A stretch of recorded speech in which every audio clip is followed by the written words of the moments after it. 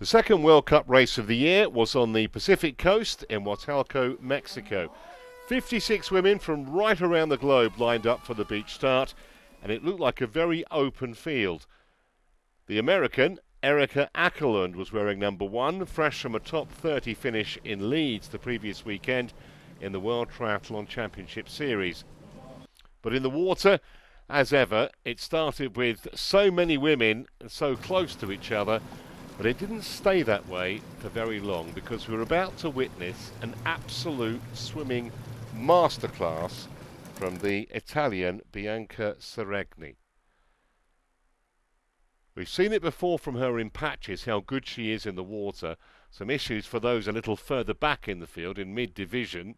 That's what happens with big fields when you go round a buoy. You can actually get stood up sometimes. But the Italian Seregni was in a class of her own. She was 21 seconds clear of her nearest pursuer when she came out the water in just shy of 9.5 minutes. In glorious isolation in T1, the Canadian Kira Gupta-Baltazar was her nearest pursuer. The only question was whether Seregni would try and ride solo. The answer, we learned soon enough, was no. Probably the right call. It's not a course that is known for bike breakaways. We've seen very, very few down the years in both the women's and the men's events. 20-kilometre bike ride, and she was actually caught on the first lap. Became a lead group of 15, then 25, then 30, and eventually 35. A large group at the front with plenty of big names in as well, including Koch of Germany, and Ackland briefly, and then her race unfortunately ended when the American had a puncture. Hard to pick a winner at this point.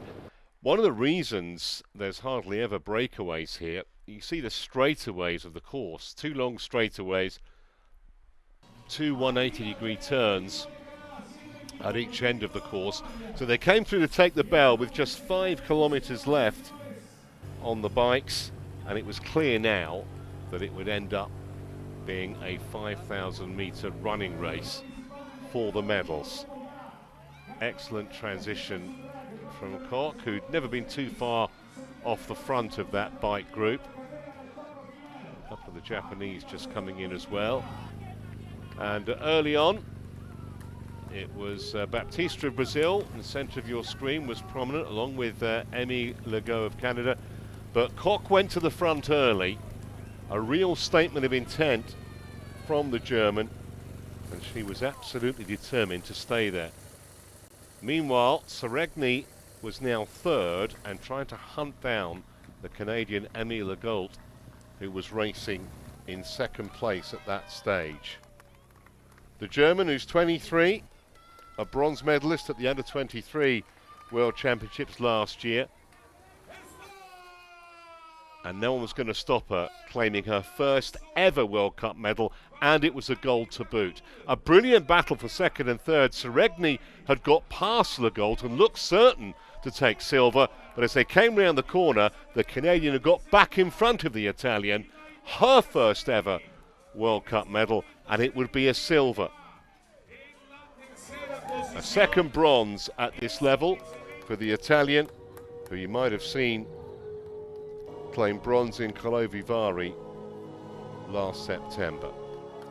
All 3 women, though, absolutely delighted with the way that they performed in very hot and humid conditions.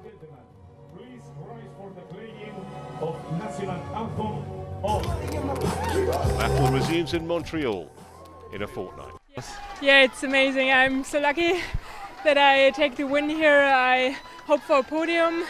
And yeah, I just felt quite good the whole race, and yeah, I gave it all, and yeah, I'm really happy that it went so well.